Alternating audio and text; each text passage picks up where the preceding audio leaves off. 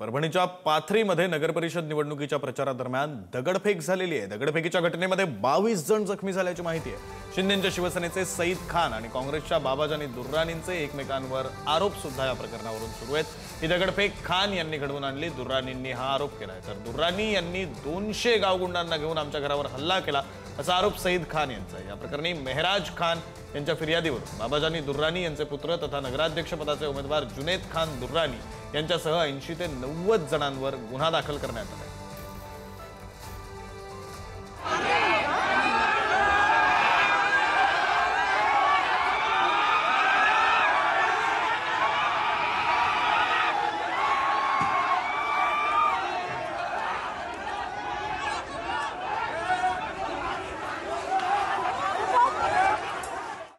या ठिकाणी मी प्रचारला गेलो असताना प्रचार संपल्यानंतर त्या ठिकाणी आमची बैठक संपल्यानंतर आम्ही सगळे जात असताना अचानकपणे शिवसेना शिंदेचे कार्यकर्ते सईद खान त्यांचे सगळे सहकारी यांनी अचानकपणे हमला केला आणि आमच्या कार्यकर्त्याला मोठ्या प्रमाणावर त्यांनी दगडफेक लाठी काठ्याने मारहाण करून एक कार्यकर्त्याला चाकूने मारहाण केली। याचा अर्थ असा आहे हे प्रीप्लॅन हमला होता आणि माझ्या पोलीस प्रशासनाला विनंती करायची की ह्याला तुम्ही पाठबळ आतापर्यंत जे मिळाला आहे वरून ह्याला पाठबळ मिळाला म्हणून अशी कीर्ती या ठिकाणी करायचा प्रयत्न करतात आणि त्याला माहित आहे की आता हे नगरपालिकेच्या निवडणुकीमध्ये त्यांचा यश त्याला प्राप्त होणार नाही। जेव्हा पोलीस आली आणि जेव्हा आमचे कार्यकर्ते काय आले तर पडू लागले असताना ते काय पडले, काय नालीत पडले, काय मोटरसायकलवर पडले, 200-300 लोकांना जाणून बुजून हितपुरस्कार हल्ला केला आणि गावाचं वातावरण खराब करण्यासाठी सगळी गोष्टी का म्हणून गावाची परिस्थिती अशी आहे 80% लोक